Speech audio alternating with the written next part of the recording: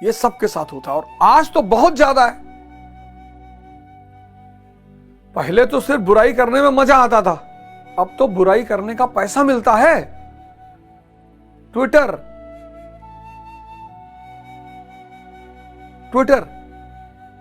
भारत में बुराई करने का अड्डा है।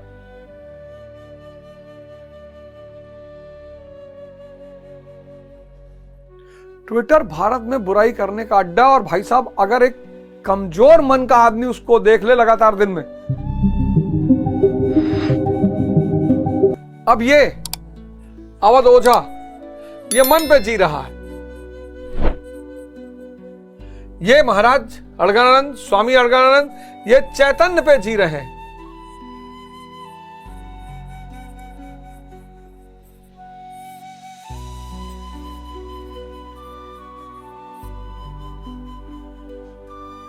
अब दोनों के गुणधर्म अलग है।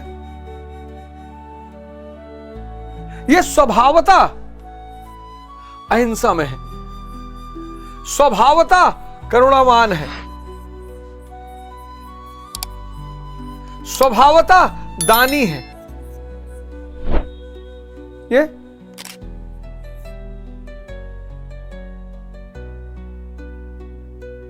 अगर इन सब चीजों की बात कर रहा है तो दिखावा है, स्वभावता नहीं है, आरोपित है बाहर से।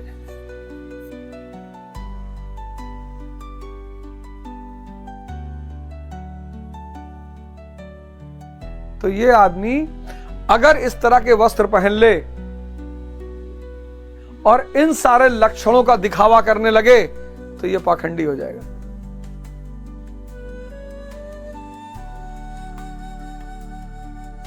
आपको अपने मार्ग की तरफ अग्रसर करेंगी। बस आपको ध्यान यह रखना होगा कि जिस मैं के अहंकार से आप बाहर निकल रहे हो, ये पूरी कोशिश करें। चलिए, भजन एक आंतरिक प्रक्रिया है, बाहर से दिखाई नहीं पड़ता कि आप कुछ कर रहे हो, तो आंतरिक परिवर्तन भी बाहर नहीं दिखाई पड़ते। अगर आंतरिक प्रक्रिया और परिवर्तन दिखाई पड़ जाएं तो लोग भी फॉलो कर लें। इसीलिए तो उसको गुरु कृपा कहा गया। अगर आंतरिक प्रक्रिया और परिवर्तन दिखाई पड़ जाए तो लोग फॉलो कर लें। अब आप परिवर्तन से गुजर रहे हो, आपके पास उपलब्धि आ रही है और लोग पूछ रहे कैसे हो रहा है, आप कह रहे गुरु महिमा, वो कह रहा हमारे ऊपर क्यों नहीं हो रहा है। भाई 4 लोगों ने शराब पी तो चारों के ऊपर असर हुआ, लेकिन 4 लोगों ने ध्यान किया तो एक आदमी के ऊपर असर क्यों है, बाकी तीनों पे क्यों नहीं है।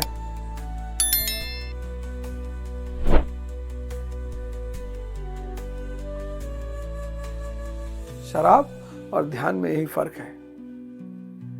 ध्यानी अपने पुराने दोस्तों से बिछड़ने लगता है और वही दोस्त उस ध्यानी के दुश्मन होने लगते हैं, वही समाज उस ध्यानी का दुश्मन होने लगता है, वही परिवार उस ध्यानी का दुश्मन होने लगता है।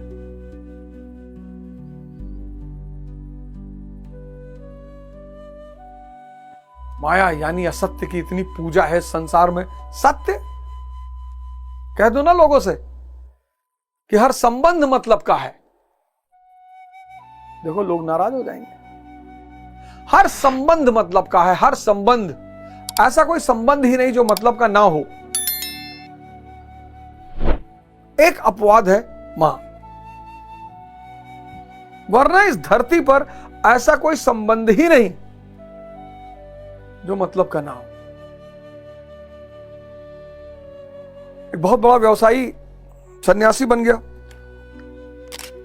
गुरु के पास जाता था तो गुरु ने कहा तू बन जा सन्यासी, तेरे अंदर सन्यासी के लक्षण है, तू क्यों अपना जीवन गंवा रहा है। उसने कहा सर परिवार है सर, बच्चे हैं छोटे छोटे सर, भाई बहन है, माता पिता है सर। उसने कहा वो तेरे लिए कुछ भी करेंगे। बोले सर कुछ भी करेंगे। कहा तो एक काम कर, कल मैं तेरे घर आऊंगा और तू मृत्यु का नाटक करना।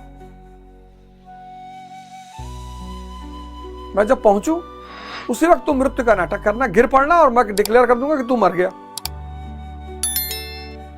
उसने कहा ठीक है सर ऐसा ही कर लेते हैं। तो दूसरे दिन जब वो सन्यासी उसके घर पहुंचा तो उस व्यापारी जो गिर के लेट गया।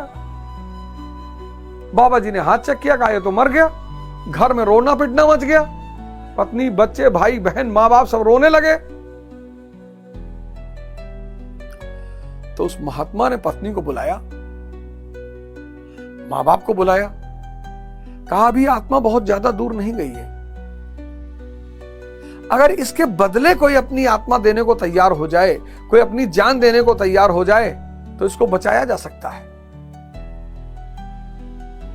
अरे पत्नी ने कहा अब एक आदमी तो मर ही गया, क्या पता आए ना आए, अब ये तो चले ही गए, इनके लिए कोई और अपना जान क्यों दे। और हर आदमी ने मना कर दिया।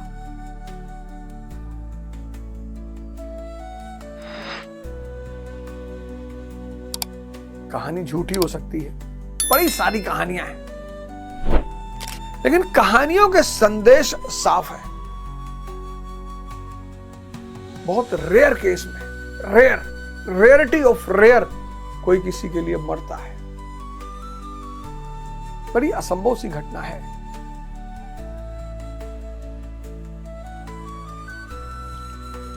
तो होश द्वारा दैवी संपदा की उन्नति, और यह दैवी संपदा आपको निरंतर वृद्धि की तरफ ले जाएगी। इष्ट संबंधी भोग क्या है? आनंद है।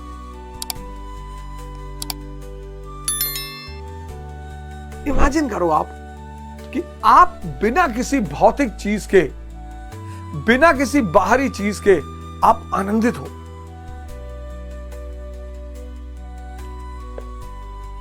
महाराज अलगानंद को देखो, कहीं बाहर जाने की जरूरत ही नहीं, कहीं बाहर एग्जाम्पल लेने की कोई जरूरत ही नहीं। इतना बड़ा महल जैसा आश्रम, इतने सारे गुरु भाई, मर्सिडीज, हेलीकॉप्टर, जा तो है मिल जाए जा। मैं इस बार गया था तो एक लड़की आई थी, कही भूत प्रेत हमारे घर में सबको परेशान हुए। कहा भूत प्रेत कौन है? कौन है भूत प्रेत? जा हमारा नाम ले लिए, कोनो अंदर ना आई, जा कहां है भूत प्रेत। जब तक वो बैठी थी तो कागज दी थी एक, तो जब तक बैठी थी तब तक पढ़ने का ऐसे दिखावा कर रहे थे, पढ़ रहे थे। कहे मैं कुछ ना लिखा है। लड़की से कहे मैं कुछ ना लिखा है। जब वो चली गई तब पढ़ने लगे। लीला देखो, जब वो चली गई तब पढ़ने लगे। स्वामी अड़गड़ानंद,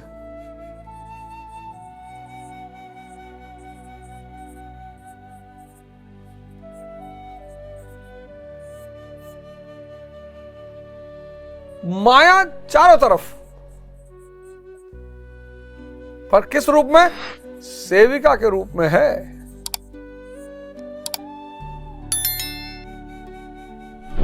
ये भोग किसका कर रहे हैं?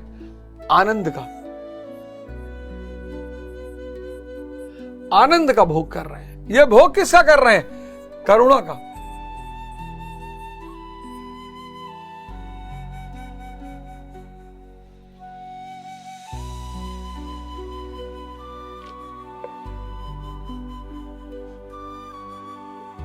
लेकिन माया सेविका के रूप में मौजूद है, अपने नाम पर कुछ भी नहीं है। वो चेतना के गुणों का प्रदर्शन कर रहा है कि मैं झूठ नहीं बोलता। अगर व्यक्ति मन पे जी रहा है,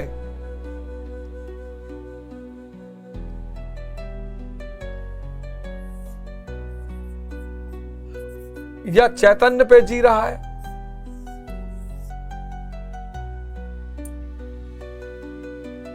अब ये अवध ओझा ये मन पे जी रहा है, ये महाराज अड़गड़ानंद, स्वामी अड़गड़ानंद ये चैतन्य पे जी रहे हैं।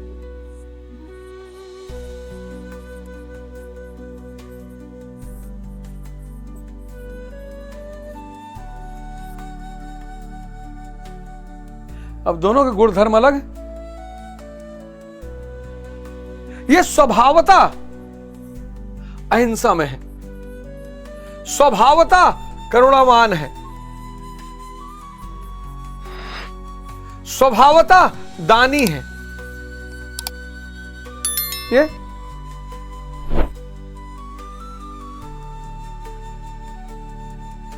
ये अगर इन सब चीजों की बात कर रहा है तो दिखावा है, स्वभावता नहीं है, आरोपित है बाहर से।